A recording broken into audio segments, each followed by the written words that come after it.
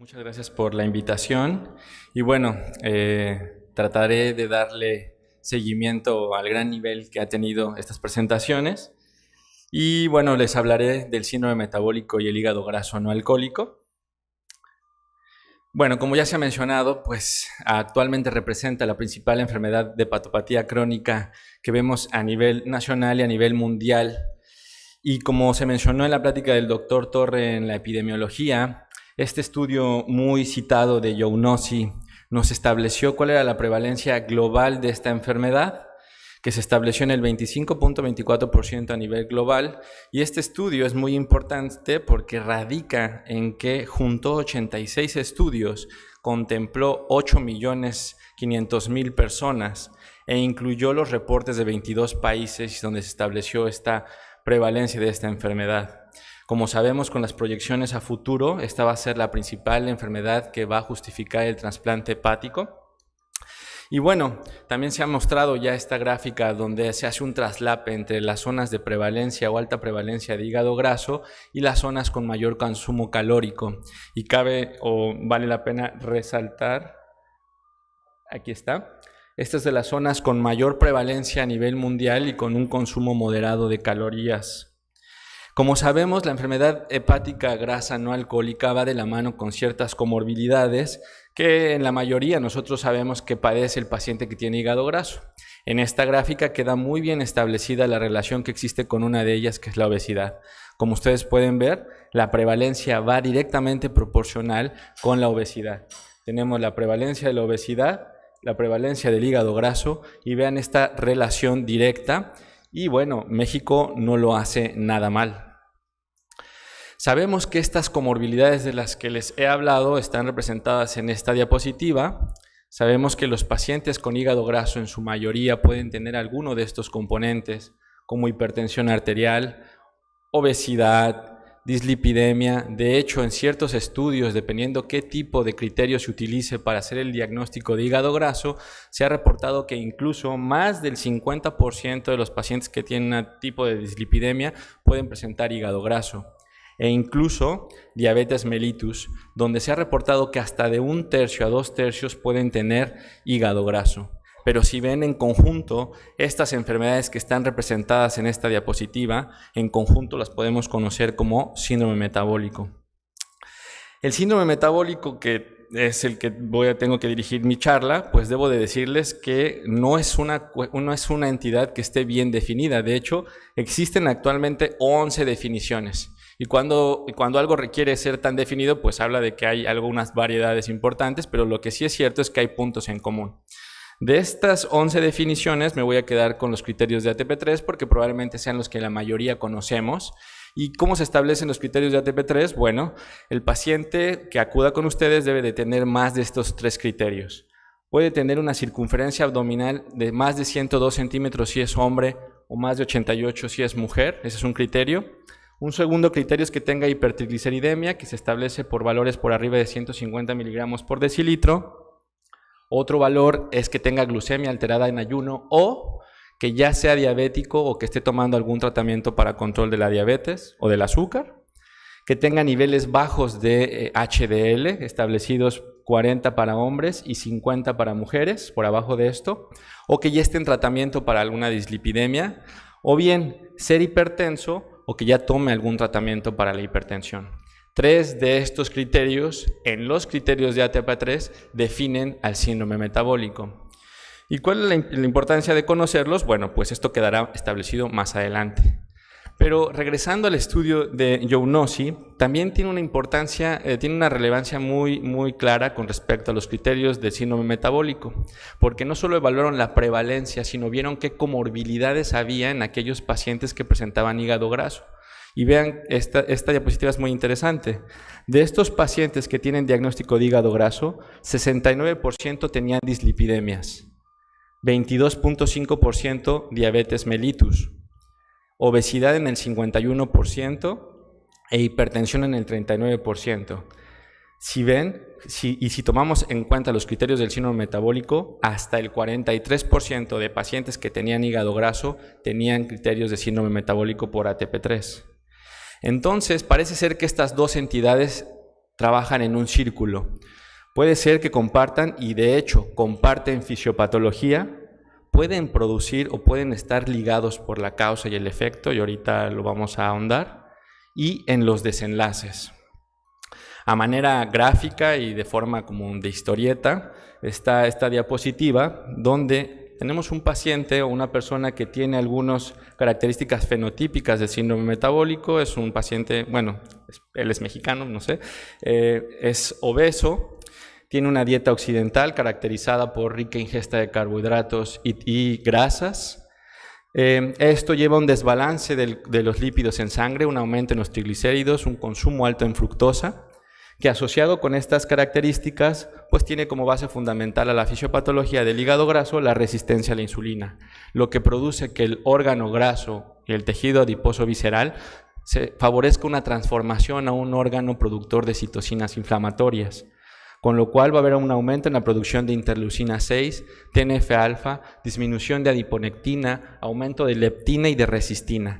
Todo esto en conjunto genera un estado inflamatorio sistémico, y entre esto sistémico, uno de los targets o uno de los órganos afectados es el hígado, que está por acá del lado izquierdo allá superior. Esto lleva a la muerte de hepatocitos, generación de especies reactivas de oxígeno, liberación de caspasas. Todo esto asociado a una disbiosis que ya quedó muy clara en una de las pláticas previas, cómo se modifica, hay una disminución de bacteroidetes, además puede o no haber aumento en producción de bacterias productoras de alcohol. Esto lleva un daño en el epitelio intestinal y un aumento en la translocación de productos bacterianos y de las propias bacterias, lo cual tiene como primer órgano, recordemos, pues al hígado, porque recibe toda la circulación a nivel de la mesentérica y por la porta, y esto genera un estado inflamatorio más local exacerbado. Y lo interesante de esto es que parte de esta fisiopatología es la misma para producir el síndrome metabólico, porque comparten a la resistencia a la insulina como pirámide fundamental. Esto queda más claro en esta gráfica de este estudio clásico del 2008, donde vemos la correlación que existe entre cada uno de los componentes del síndrome metabólico y el contenido de grasa a nivel hepático. Como ustedes pueden ver, a nivel de la circunferencia, vean cómo hay una relación directa entre el aumento de la circunperímetro abdominal con el contenido de grasa en el hígado, así como niveles de glucosa del lado izquierdo. Es una relación directamente proporcional. Entre más grasa, aumentan estos parámetros. Bajamos los números de triglicéridos igual. Los números de triglicéridos aumentan conforme aumenta el tejido graso. Y de forma inversa, como ya lo establecimos, los niveles de HDL bajan con respecto al contenido graso a nivel hepático. Y la presión sistólica y la diastólica también están asociadas de forma directa con el contenido graso hepático. Los pacientes con diabetes mellitus, en este estudio otra vez del Younousi, pero este es un estudio más previo, del 2015, vieron que aquellos pacientes con diabetes de tipo 2, el 22.5% tenían diagnóstico de hígado graso. Pero lo interesante es el siguiente dato. De estos, el 43.63% tenía datos de esteatohepatitis no alcohólica. Es decir, aquí se establece una asociación entre la presencia de diabetes y la presencia de no solo de hígado graso, sino de la inflamación de la misma glándula. Se sabe que hay un aumento en la mortalidad por cirrosis hepática en los pacientes con diabetes tipo 2, independientemente de la hepatopatía. Sabemos del efecto que puede tener deleterio incluso en el virus de hepatitis C. Pacientes con diabetes tipo 2 tienen 3 veces más riesgo de morir por enfermedades relacionadas con el hígado, y algo interesante es que la presencia de hígado graso y esteatohepatitis pueden predecir el desarrollo de diabetes posterior al diagnóstico de hígado graso. En estas gráficas queda establecida otra relación con otro de los factores o los criterios del síndrome metabólico, que es la obesidad. En la parte superior pueden ver cómo están en verde los hombres y en naranja las mujeres, y vean cómo hay una relación progresiva en la prevalencia de hígado graso con respecto al aumento del índice de masa corporal independientemente del sexo, aunque tiende a ser un poco mayor en los hombres. Pero en pacientes que tienen un índice de masa corporal mayor de 35, la prevalencia puede llegar casi a acercarse al 60%. También así como en los grupos etarios. Algo interesante, y este estudio parece que no tuvo como muchos reflectores en su época, pero en el 2012 un grupo de investigadores de Estados Unidos evaluó una población sin obesidad, sin diabetes, sin obesidad y sin diabetes. Les hicieron una curva de tolerancia a la glucosa, le hicieron índices de HOMA y establecieron datos de resistencia a la insulina y aparte evaluaron la presencia de hígado graso por ultrasonido. E incluso les evaluaron los criterios de ATP3 para síndrome metabólico y vieron que conforme había la presencia de ningún criterio de síndrome metabólico, un criterio, 2 criterios, 3 criterios, 4 criterios, 5 criterios, vean la prevalencia de hígado graso por ultrasonido. Los que tienen 5 criterios, todos tienen hígado graso por ultrasonido. Bueno, eso podría ser algo bastante obvio porque ya se los había comentado. Pero lo interesante es cuando evaluaron en la siguiente gráfica, vean, aquí lo que vemos es el número de pacientes que tienen índices de resistencia elevados, cuántos fueron captados por los criterios de ATP3 en comparación con el hígado graso por ultrasonido. Del lado de la gráfica azul, ustedes ven el hígado graso por ultrasonido y en verde ven aquellos que no tienen hígado graso pero que tienen los criterios de ATP3. Cuando tienen ningún criterio, vean que el hígado graso siempre capta más pacientes que tienen resistencia a la insulina en comparación con los criterios de ATP3. Probablemente, bueno, aquí les dejo ya una pista de alguna pregunta que les haré después. ¿Y qué pasa con estos pacientes? Bueno, pues aquí de forma caricaturesca vemos de 100 personas que tienen hígado graso, si lo seguimos a lo largo del tiempo, en 20 años, solo 5 van a desarrollar cirrosis. ¿Ok? Los otros 95 que quedan entre un F0 y un F3 no desarrollan cirrosis ni enfermedades relacionadas con el hígado. Los vamos a dejar aquí abajo. Esos 5 pacientes que desarrollan cirrosis y lo seguimos con el tiempo a 10 años, 2 a 3 pacientes se van a descompensar del hígado.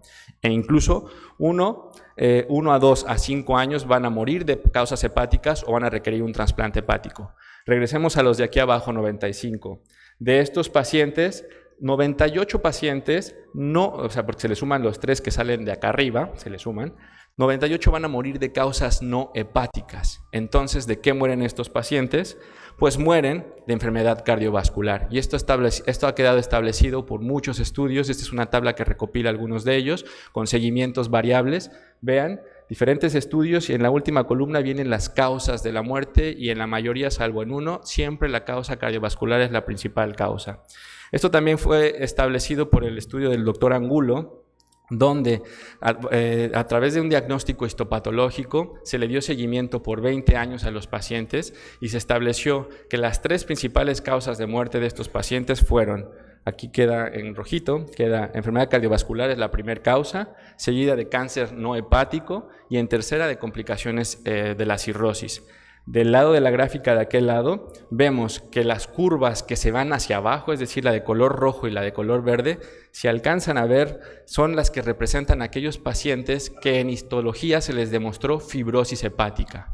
Y lo interesante también es que hacen un estudio multivariado y en el primer modelo encuentran que de forma independiente lo que podía asociarse a un aumento de la mortalidad es la fibrosis hepática y el grado de fibrosis hepática, que va a un aumento con el hazard ratio, si lo logran ver, y cuando hacen un segundo modelo ajustado a otras variables, la fibrosis hepática siguió siendo el factor principal asociado a la mortalidad a largo plazo.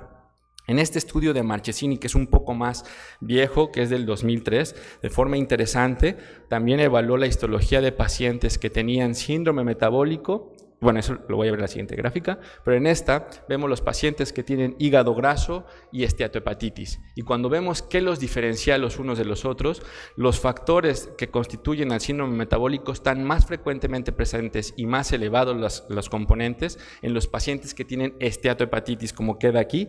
Pueden ver el índice de masa corporal mayor en los pacientes que tienen NASH, la circunferencia abdominal, la presión sistólica mayor, el diagnóstico de hipertensión, hiperglicemia e incluso el índice de HOMA, más frecuentemente en los pacientes que tienen NASH. Y también encontró que aquellos pacientes que tienen diagnóstico de síndrome metabólico, que es la primera columna, tienen más datos en la histología de fibrosis en puente, fibrosis portal y diagnóstico de cirrosis. Con lo que se concluyó en este estudio es que el síndrome metabólico aumenta el riesgo de NASH en un odds ratio de 3.2 y de fibrosis con un odds ratio de 3.5. Recientemente nosotros tuvimos la oportunidad de participar en un estudio donde se evaluó a 1,518 personas que iban a un check-up asintomáticos. Se les hizo el check-up y en ese check-up incluía un ultrasonido de hígado. Encontramos un 31% de pacientes que tenían hígado graso asintomáticos y que vimos. Lo interesante es que cuando dividimos a los pacientes que tenían hígado graso contra los que no, obviamente, y era de esperar que iba a haber diferencias, y las diferencias las encontramos en la edad, más sexo masculino en el caso de los pacientes que tenían hígado graso, pero vean, mayor índice de masa corporal en el hígado graso, circunferencia, perímetro abdominal, proporción de grasa por impedancia, dislipidemia, hipertensión, diabetes e incluso ya la clasificación del síndrome metabólico por ATP3. Bueno, dirían ustedes, no es nada novedoso, es una población mexicana, pero no hay nada novedoso. Lo interesante es que cuando calculamos el riesgo cardiovascular a 10 años, vimos que las dos principales poblaciones que tenían mayor riesgo cardiovascular eran aquellos que tenían el síndrome metabólico y aquellos que tenían hígado graso más síndrome metabólico. No había diferencia en estas dos poblaciones en el riesgo cardiovascular. Pero de forma interesante, cuando les calculamos el NALF Fibrosis Score, vimos una correlación directa entre mayor riesgo cardiovascular y más grado de fibrosis por NALF Fibrosis Score, que queda establecida con estas dos gráficas, la de la derecha, F3 y F4, mayor riesgo cardiovascular en riesgo a futuro. Entonces, los factores de progresión del hígado graso, ya previo a lo que les había comentado, están ya descritos, que pueden haber polimorfismos del PNLAP3, eso ya sabe, mayor edad también, el que tengan esteatopatitis también, pero también deben de considerar como factores de riesgo de progresión a la diabetes, a los pacientes que tengan un índice de masa corporal elevado, al síndrome metabólico y a la proporción de adiposidad visceral. Luego, ¿qué hay de la asociación entre el síndrome metabólico y el cáncer o el carcinoma hepatocelular? Bueno, forma de resumen, aquí hay una tabla donde se resumen varios estudios que han tratado de evaluar algunos componentes del síndrome metabólico y su asociación con el desarrollo de carcinoma hepatocelular. En la parte de arriba tenemos aquellos estudios que evaluaron la obesidad definida como un índice de masa corporal por arriba de 30 y existen algunas medidas de asociación en la columna de la derecha donde pueden ver que hay varios estudios que han establecido una asociación entre la presencia de obesidad y el cáncer hepatocelular. Cabe la pena mencionar que sabemos que la obesidad es un factor de riesgo para varios cánceres. En la parte de abajo tenemos la misma evaluación pero con respecto a diabetes y también existen algunas medidas de asociación que se han descrito entre la presencia de carcinoma hepatocelular y diabetes. Entonces, si sabemos que la base fundamental para el tratamiento de una persona que tiene hígado graso es una pirámide donde la base es dieta, ejercicio y cambio en el estilo de vida, que ya bien nos mencionó el doctor, nos mencionaron previamente que probablemente pues, el apego a estas terapéuticas es bajo y el poder lograr las metas de pérdida del 5 al 10% es un poco irreal. Bueno, pues tiene que seguir siendo. ¿Por qué? Porque ese estudio evaluó la progresión del daño en el hígado. Pero si les dije que los pacientes se mueren por enfermedad cardiovascular, entonces sabemos por otros grandes estudios que esto sí tiene impacto en las otras variables que le confieren el aumento en el riesgo cardiovascular, como puede ser la hipertensión, la obesidad y la diabetes. Entonces, estos pacientes tenemos que hacer hincapié en que deben de hacer ejercicio. ¿Qué dicen las guías internacionales con respecto a lo que les acabo de platicar? Del lado izquierdo tenemos a las guías norteamericanas y del lado derecho tenemos a las europeas y la verdad pues es sorprendente que tengan criterios diferentes. Del lado izquierdo, en Estados Unidos, pues no recomiendan que haya un escrutinio o un tamizaje de rutina en pacientes con sospecha de alto riesgo de hígado graso que acudan al médico de primer contacto. Es decir, si yo tengo un paciente diabético o un paciente obeso, pues no me recomiendan, si el paciente no tiene alguna otra cosa por la cual hacerle algún estudio que me hable del hígado, hacer un tamizaje.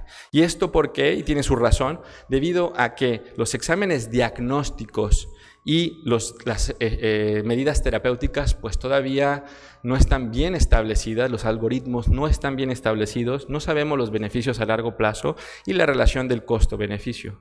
¿Pero qué dicen los europeos? Bueno, pues ellos dicen que en todos los individuos con esteatosis hepática debemos de realizar un tamizaje para síndrome metabólico. Me llega un paciente referido por hígado graso y no sabemos si tiene alteración de la glucosa, es hipertenso, dislipidémico, sí estamos obligados a ver si no tiene alguno de estos componentes. Es importante esto. En sujetos, por otro lado, en sujetos obesos o con síndrome metabólico, hacer escrutinio para hígado graso con pruebas de función hepática y ultrasonido es recomendable, e incluso si el paciente es un paciente de alto riesgo y lo vemos en su historia clínica, tiene más de 50 años, es diabético, es obeso o tiene el síndrome metabólico completo, estamos no obligados, pero se aconseja a que la detección de la enfermedad vaya más allá y busquemos si el paciente tiene fibrosis hepática.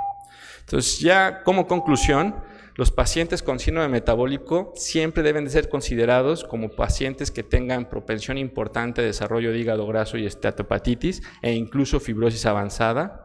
Aún no se sabe si las pruebas de escrutinio tienen algún beneficio y este es costo-beneficio. En pacientes que tengan hígado graso, sí buscarles de forma intencionada el síndrome metabólico. Recuerden que estos pacientes se mueren más por enfermedad cardiovascular, de la cual ya tendremos una plática. La diabetes mellitus y la obesidad se asocian con el desarrollo de cáncer hepatocelular y el tratamiento debe de ser basado, la base debe de ser, insisto, en dieta, ejercicio, pérdida de peso, y no sabemos si el síndrome metabólico aún pues deba de ser tomado ya en cuenta seriamente para ser incluido como los criterios de síndrome metabólico como ATP3 u otros. Muchas gracias por su atención.